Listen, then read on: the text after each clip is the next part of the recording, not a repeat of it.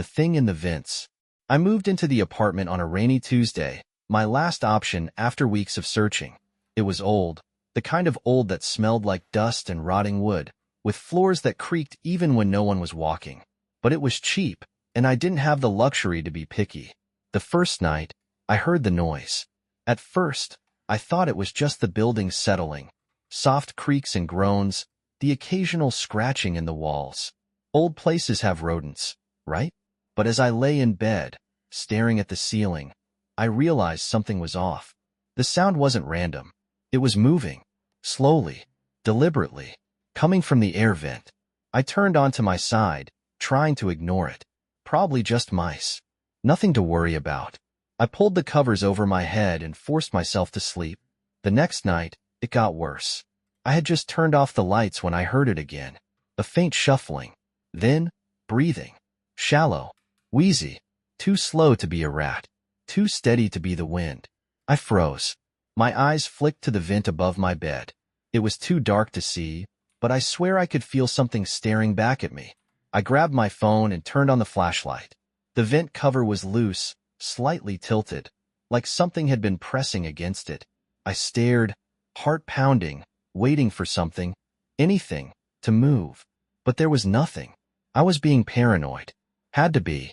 I convinced myself it was just my imagination and went asleep with my headphones in. That was a mistake. On the third night, I woke up to a click. Not a normal house sound. Not the wind. Not the pipes. A deliberate, mechanical click. Like the sound of metal shifting against metal. I turned my head. The vent cover was gone. I sat up so fast I nearly fell out of bed. My phone light cut through the darkness, revealing the empty, gaping hole in the wall where the vent used to be. My stomach twisted. Something had been in there. Something big enough to remove the cover. And then I heard it. A wet, dragging sound. Behind me. I didn't turn around. I couldn't. My breath hitched, every muscle locking in place. I felt something warm, damp, breath, right at the back of my neck. The mattress shifted slightly, like someone was leaning onto it. I wanted to scream, run. But I knew if I moved, it would grab me. The whisper came so close to my ear. I felt its lips brush my skin. You let me out. The lights flickered, just for a second. But in that moment, I saw it. A figure, twisted and emaciated, crouched on the ceiling like a spider. Its fingers, too long, too thin, gripped the walls. Black, empty holes where its eyes should have been. A grin stretched across its face. Impossibly wide, jagged teeth gleaming in the dark. And then the lights went out completely. I felt it move, and I ran. I don't remember unlocking the door. Don't remember flying down the stairs. All I know is I didn't stop running until I was outside, panting in the freezing night air. I never went back. A week later, the landlord called. He sounded confused, maybe even annoyed. You left your apartment wide open, he said. You're lucky no one broke in. I didn't respond. He sighed. You coming back for your stuff? I opened my mouth to say no. Hell no. But then he added something that made my blood run cold. By the way, you should get your vents fixed. Don't know what you did, but the covers are all gone. I didn't go back. I didn't even tell the landlord to throw my stuff out. I just left it. Clothes, furniture, even my wallet. None of it mattered. I wasn't stepping foot inside that apartment again. But it wasn't over. It followed me. The hotel. I checked into a cheap hotel across town, too paranoid to go home. The place was a dump, with stained carpets and a front desk clerk who looked like he hadn't slept in weeks. But I didn't care. As long as I was away from that apartment, I'd take my chances. I triple-locked the door, shoved a chair under the handle, and wedged my suitcase against the vent in the room. No chances. No gaps. No way in. I barely slept. Every little noise sent my heart racing. At 3:12 a.m., my phone buzzed. Unknown number. I stared at it. Didn't answer. It stopped after 2 rings. Then, a text. Why did you leave? I felt ice slide through my veins. I turned off the phone and pulled the covers over my head. An hour later, the hotel phone rang. The landline on the nightstand. My body turned to stone. I just sat there, staring at it, listening to the mechanical ring echo in the tiny room. Then, Something moved in the darkness. A quiet, shifting sound. I turned my head ever so slowly. The vent. The suitcase I had shoved against it was off-center, like something had been pushing from the other side. I didn't sleep that night. The reflection. The next morning, I decided to leave town. It didn't matter where. I just had to go. I packed up and went to the tiny, grimy hotel bathroom to splash cold water on my face. I turned on the faucet. I didn't look in the mirror. I don't know why, I just had a feeling. But then, from the corner of my eye, I saw something move. Not me. The reflection. It lagged. Not by much, but just enough. My real body turned first. The reflection followed a fraction of a second later. Then it smiled. I wasn't smiling. I stumbled back, slamming into the wall. The reflection didn't move with me. It stayed at the sink, staring at me, grinning. And then, it raised its hand and knocked. A hollow knock knock knock against the inside of the mirror.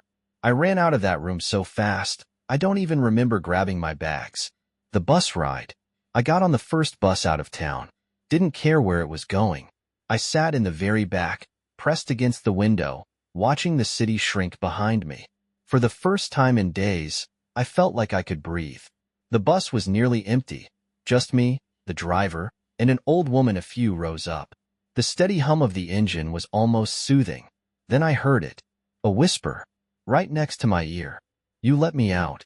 I whipped around so fast my neck cracked. No one was there.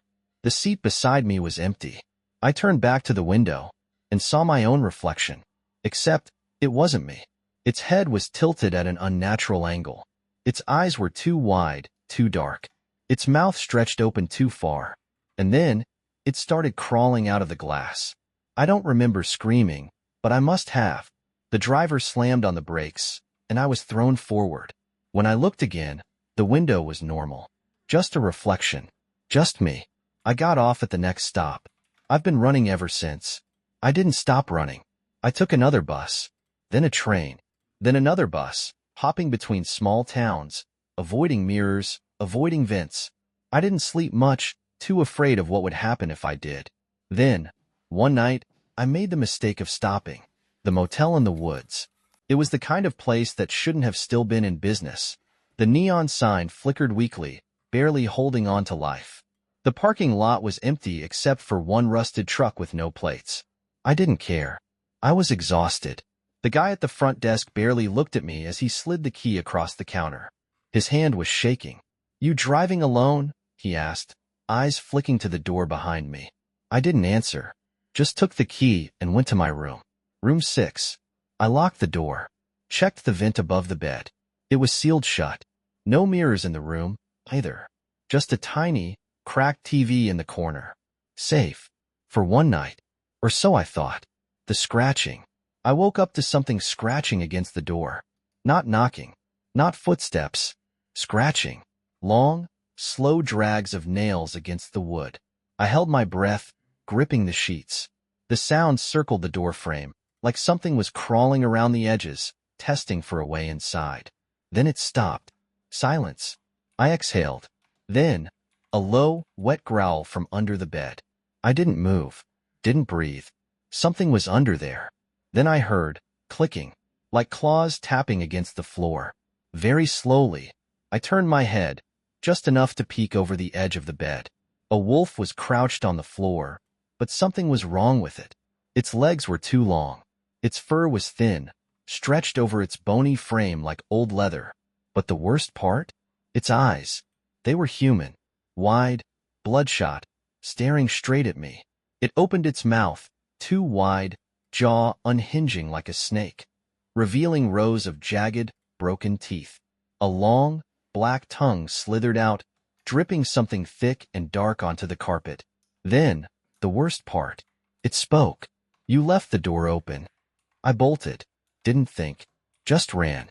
I yanked the door open and stumbled into the night, my bare feet slamming against the pavement.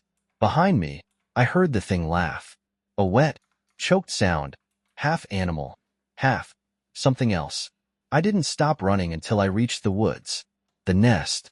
I don't know how long I ran. My lungs burned. My legs ached, but I didn't dare stop. Eventually, the trees swallowed me. Thick, towering pines, their branches swaying like skeletal fingers. Then I heard them. The chittering. Soft at first, like insects. Then louder. Clicking. Skittering. Surrounding me.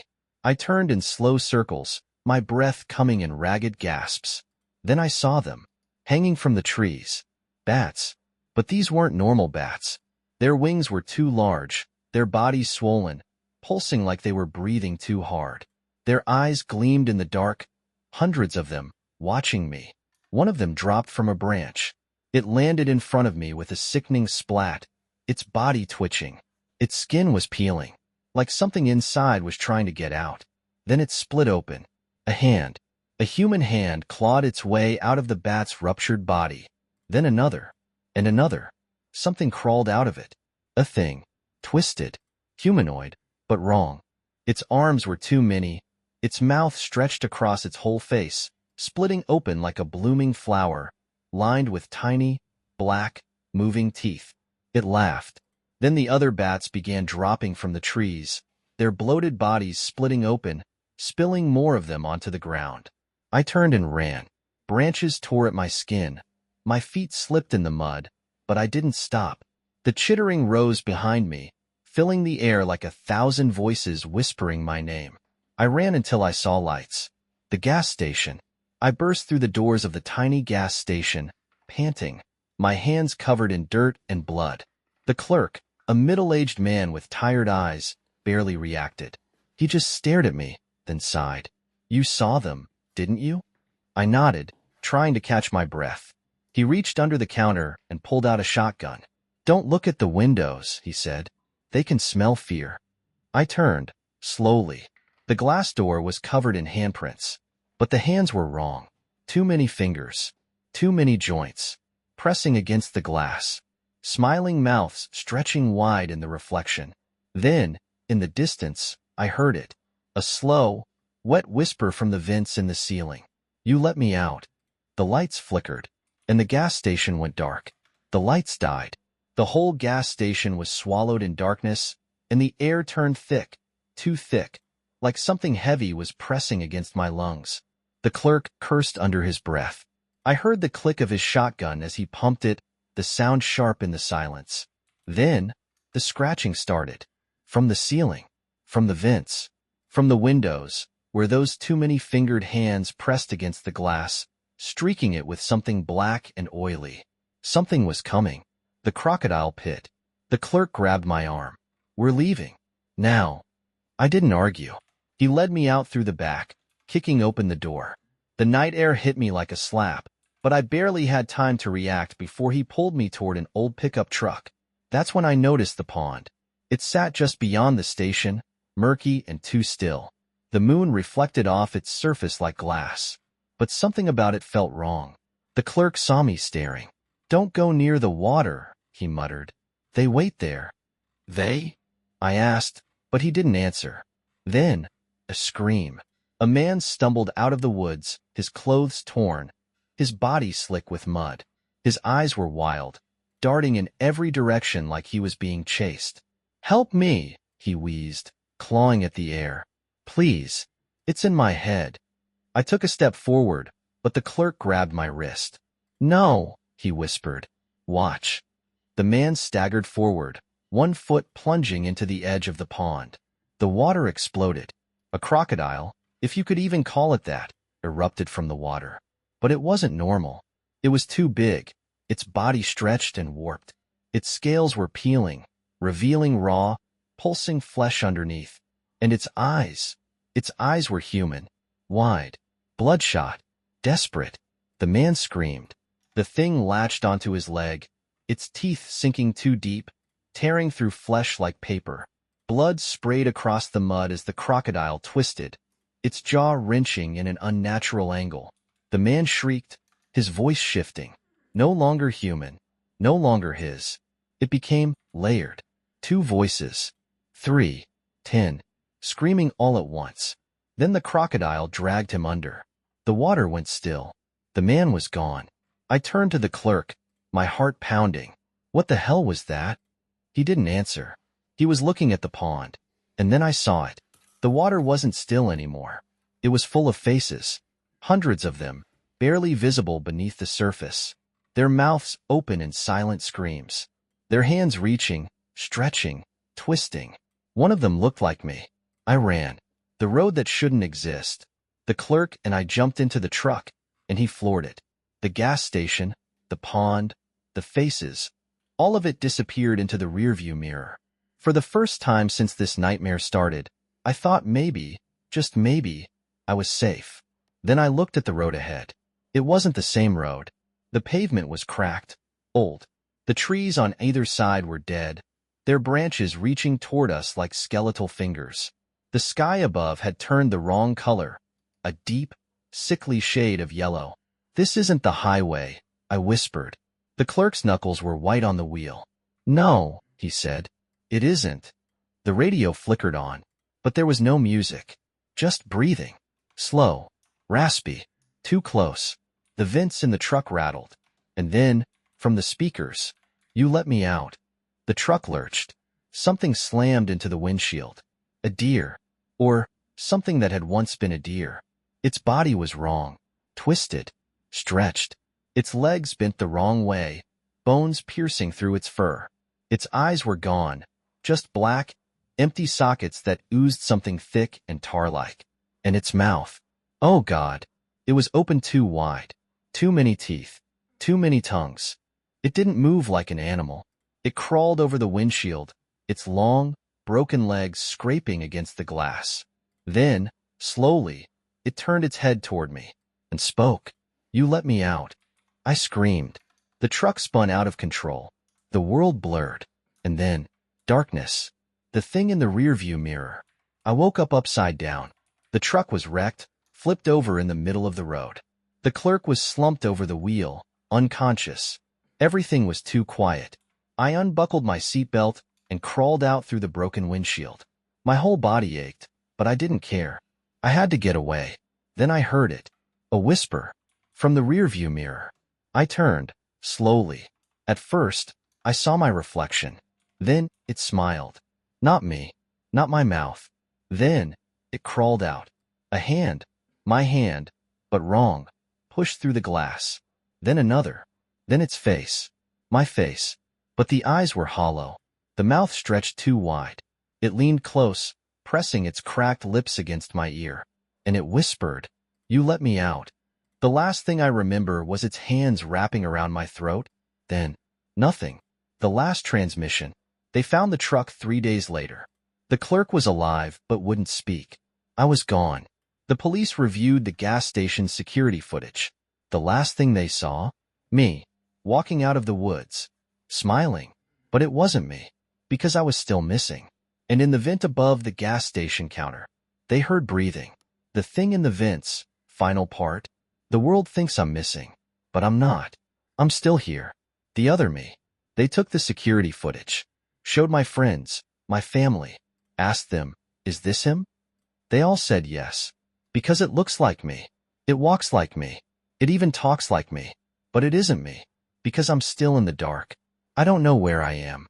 There are no walls, no doors, no light. Only voices. Hundreds of them. Some whisper. Some scream. Some say my name over and over. And sometimes, I hear it. That wet, scraping voice. "You let me out." I don't know how long I've been here. Time doesn't work right in this place. All I know is that it took my face. And it's still out there. The silent house. They let it go home. To my home. It unlocked the door with my hands. Ate dinner at my table. Slept in my bed. But something wasn't right. My dog Milo knew. When it stepped inside, Milo started growling. He had never growled at me before. His fur bristled, his teeth bared, something deep in his animal instinct screaming that whatever had just entered wasn't his owner. It wasn't me. Then, it spoke. Milo. Milo froze. His ears flattened, his tail tucked. Then he started whimpering. Not a normal whimper, a deep, shaking, terrified sound. It called him again. "Milo, come." He ran, straight into the kitchen, whimpering so loud it echoed. But it didn't chase him. It just stood in the doorway, smiling. The last night. The next day, my best friend, Chris, came over. He said I had been acting weird, that I wasn't answering texts, that I didn't seem like myself. It let him inside. Chris sat down on my couch, rubbing the back of his neck. Dude, you okay? You look different. It didn't answer.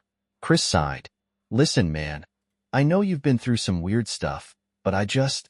Then he stopped, because Milo was staring at him, shaking, mouth open, no sound coming out. Chris looked at Milo, then at me. His face changed, his body tensed, and he whispered, That's not you, is it? It smiled. Chris moved to stand up. It moved too, faster than it should have, faster than human. Chris never made it to the door. The next morning, they found him, or at least, what was left of him. The truth comes out. The police were called. They found bloody footprints leading from the house to the woods. But inside? Nothing. No body. No sign of struggle. Only Milo, hiding under the bed. And the security footage. The last recording? Chris sitting on the couch, talking, looking nervous. Then, the screen glitches. Static. And when the feed comes back, Chris is gone. But the thing that looks like me is still sitting there, smiling. The final revelation. I don't know how long I've been in this dark place, but I know it's still out there, living my life, wearing my skin. And now, it's looking for someone new, because it always wants more. It watches from vents, from windows, from places you don't think to check. And if you listen closely, if you're alone, late at night, in a quiet house, you might hear it whisper, You let me out. But by the time you hear it, it's already too late.